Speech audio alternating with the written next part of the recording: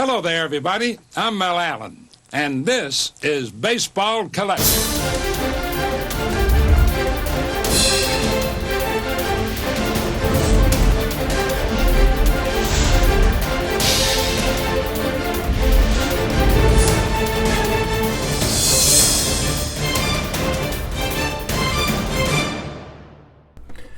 Yo and hello everybody, Mike here, Baseball Collector, and today I'm doing a fun video.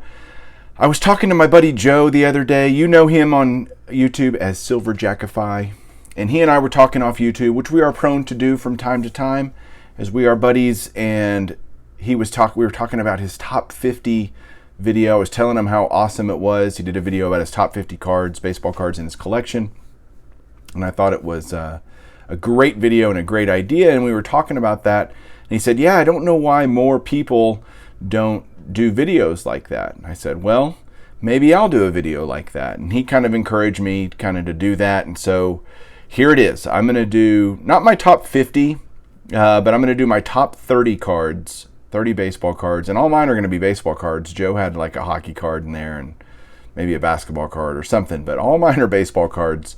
And so I'm going to do my top 30 baseball cards that I own.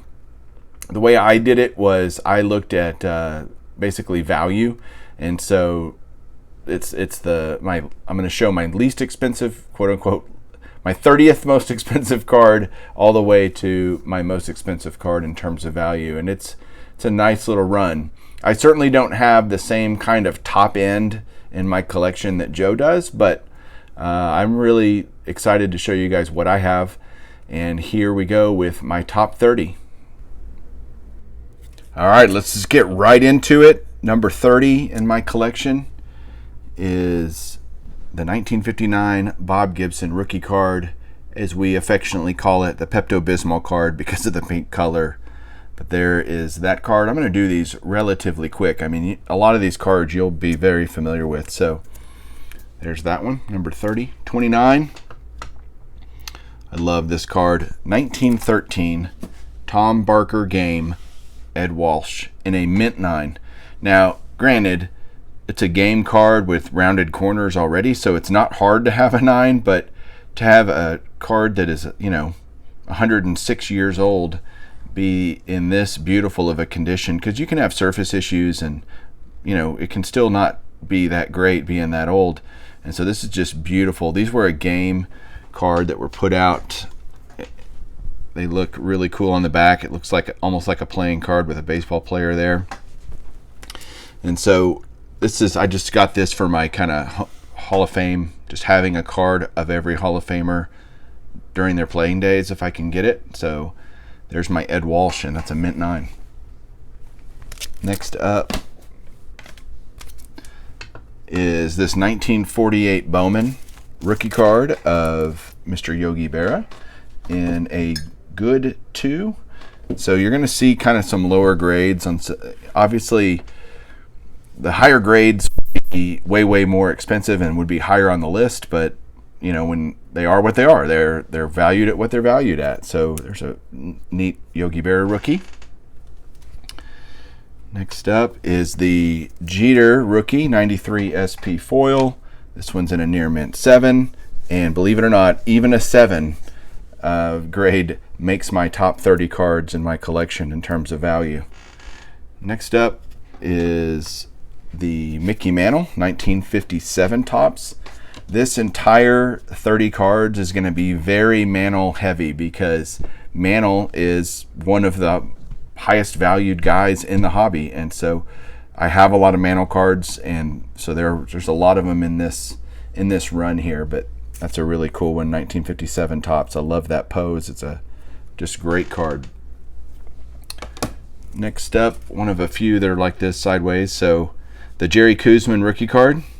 Some other guy named Nolan Ryan on it. Mine's a 3, and even a 3 warrants being in the top 30 cards of my collection. So thrilled to have that. Wouldn't mind a higher grade someday, but I'm not in a hurry. This one is in here because of the grade. The 53 Bowman color with Yogi Berra, Hank Bauer, and Mickey Mantle. This beautiful 5, again, it's exponentially higher priced, the higher the grade. So this card in a 3 or 4 would certainly not be in my top 30, but because it's a 5, it commands a premium price and therefore makes the top 30. Next up is the only 1940 play ball on the list, and that is the Hank Greenberg. And this is an excellent mint 6, which again is why it's in the top 30. That grade for this card just makes it worth more. I actually got this card from B. Roth 6, Brian. So I was thrilled to death when he made a deal with me for that because I needed it for my 1940 Play Ball Hall of Famer run. Next up is one of 3 1954 Topps cards that are in this. This one is the least valuable of the rookie cards that I have, and it's Al Kaline. But in a beautiful 3.5 here, well centered card. The 54s are notoriously off center. But there's the Kaline rookie. I don't even know what number I'm on. It doesn't matter. Let's see, 1960 Topps, Mickey Mantle here in a 4.5, a nicely centered 4.5. Actually, this should be like number 22, 21, something like that. Okay. This card is 2017 Topps Transcendent. So these are my top, I guess, really 30 slabs. I have autographs that are worth way more than anything in this, but just in terms of slabs and cards, I just wanted to put the top 30 valuable cards, valuable slabs that are in my collection. This Topps Transcendent Koufax, numbered to 10, in a gem mint 10. I mean, just a beautiful card here. And there we go. That's number 20. Here we go. Another sideways card and another Sandy Koufax. But this one is his 1955 Topps rookie card. I love this picture of him, how young he looks. I love the Sandy is in quotes. Awesome, awesome. Next up, 1954 Bowman, Mickey Mantle in a VG3. Again, I'm a big believer in getting the really high stuff in just reasonable grades because, it keeps the cost from just being out of sight. So, beautiful Mantle there, 54 Bowman. Next up, 1948 Swell Sports Thrills. Try to say that 10 times really fast. And this is essentially commemorating it says the most dramatic home run, but it's got Lou Gehrig and Babe Ruth, and it's talking about, I'll turn it around, the 1932 World Series with the famous called shot against the Cubs. But swell bubblegum, so there you go. It's a nice bubblegum issue. Very neat card. Top 300 card. Oops, I think I just bumped my camera. Let me get it fixed. And then I'll put up the next card, which is this awesomeness right here. This is a 1909 T206 Zach Wheat. This was, again, a gift from Ryan, who is Hot Corner Collector, Hot Collection. I can't remember his channel name. I just went totally blank. But, I mean, this card's in my top 30, and he gave it to me. How cool is that? And this card is just really beautiful. You would think it's better than a 5, but the back is pretty miscut, as you can see there. But overall, I'm thrilled to have that. My only T206, and it's in my top 30. Next up, we are into the top 15 now. 1953 Topps, Jackie Robinson. What a great picture this is. Just a great portrait of Jackie. Kind of mid-career for him. And just a beautiful VGEX4. The next card is another autograph and a more modern card for sure. But this is a 1992 score Joe DiMaggio from his set. And this is the autograph. And you can see it's a mint 9 on the card. The autograph is graded a 10. And the autograph on this card, if you're not familiar, is on the back. And that's just beautiful. So this is a top 300 card, Mike Payne card. And I got this at the National last year. So awesome. Next up, old Satchel Paige, 1953 Topps. What can you say about this card other than it's awesome? This one's definitely off center, but it's still an excellent 5. And those kind of getting into that collector grade of a Satchel Paige here is not cheap. So glad to have that. Next up, 1933 Gowdy, Hack Wilson. This card is awesome. VGEX4. You can see how thick his neck is and his upper torso. I mean, he was a big guy, and you can definitely see it in this picture. But beautiful 1933 Gowdy. Not the only Gowdy you'll see today, I will tell you. But that's an awesome card. Here is the 1956 Topps Mickey Mantle. Only a good 2, but this card is so high demand that even in low grades in this card are really, really expensive. You see Mantle leaping into the crowd to make a catch. The beautiful shot, the portrait of him, the great smile, all of it. This is just an absolutely stunning baseball card. I love it so much. So glad just to have one. So there's the Mick there, 56. Next up, another Mickey Mantle. Getting into the top 10 here is a card I just got, like literally a few days ago. The 1969 Topps Mickey Mantle, last name in white. This variation is incredibly sought after and rare, and just a 4 in this is really, I got a great deal on it. It's worth way more than I paid for it, so I was thrilled to death to get this week from my buddy Mike. Next up, another 54 Topps rookie, Ernie Banks in a 4. I got this one last year at the National as well. Now we're way into the top 10. This is number 9. And what can you say? Mr. Cub, just a beautiful classic baseball card. Love the Cubs logo, everything, just fantastic. Next up, 1964 Topps Mickey Mantle. So this is kind of, again, late career for Mantle.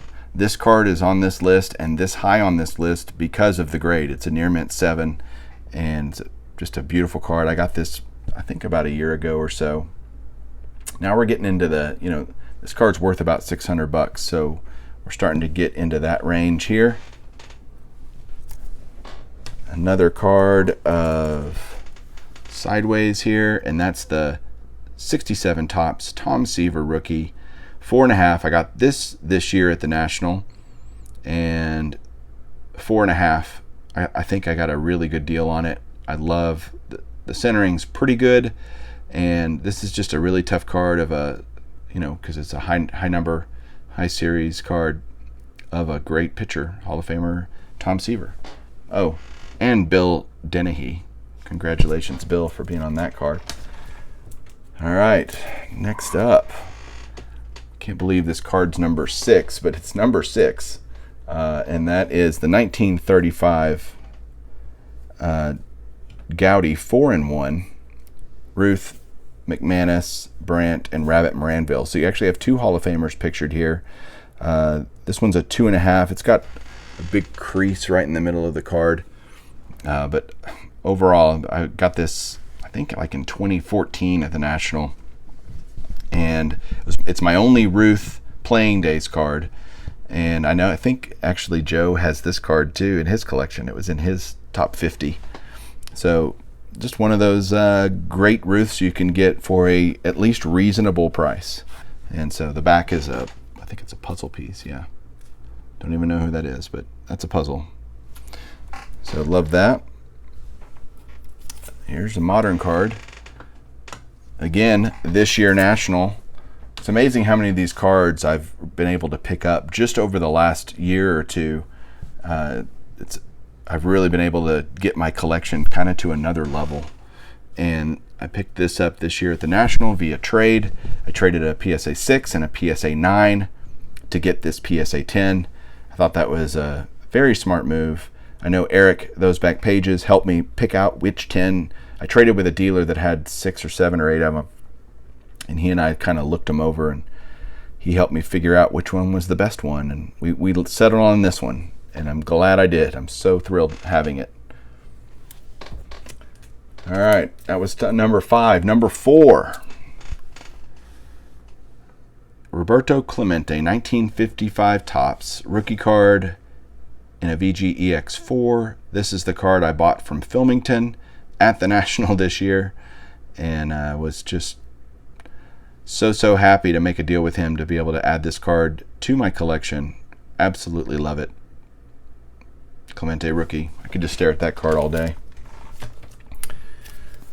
This is, until this year at the National, this was the most money I'd ever spent on a baseball card. Now we're into, by the way, the Clemente and these next few cards. I call them comma cards. And they're called, maybe that'll stick in our community. We have so many different sayings, but comma cards are any card worth over $1,000, meaning it has a comma in the price. And so comma cards are, it's hard to have a bunch of comma cards in your collection because that's a lot of money that you're investing in. So I don't have a ton of them, but this is certainly one of them, and it's the 1933 Gowdy, Lou Gehrig, in a good 2. And I'm just I've had this card a really long time. Just tickled to have it. So glad to have a Gehrig playing days card. Wouldn't mind getting a few more at some point. Maybe next year at the National. These last 2 are just love having them. There's the VG3 Hank Aaron rookie card that I got last year at the National, and 54 Topps. Just beautiful. What else can you say? Iconic card in our hobby. And I paid, what's funny is last year at the National I paid $1,000 for this card, and it's right now valued $1,500 to $1,600. So that's pretty crazy that in a year it's gone up that much. That's what vintage is doing. It's going nuts. And so that's why I jumped all over this card at the National this year, because I figure if I'm going to pick up a 51 Mays, I had no intention of buying a Mays rookie card at the National, but I saw this one, kind of really spoke to me. I called over Andrew, Enough Said Cards. He helped me figure out, man, should I get this or not? And we ended up deciding that I should get it, and I'm so glad that I did. I mean, I would have never thought, 15, 20 years ago that I could own a Willie Mays rookie card, and I do. This is the most expensive card in my collection, and I got it this year. So again, I've been able to get some really great cards, over the last year and a half, and so I'm just very blessed and love having it. So let me know what you guys think. I hope you enjoyed my top 30 cards in my collection. This might be something that I kind of do every 6 months or so. We'll see if it changes, and I guess it depends on how much it changes, but we'll just keep going. Thanks everybody for watching. Let me know what you think down below. Like, subscribe. We'll catch you soon. Keep collecting.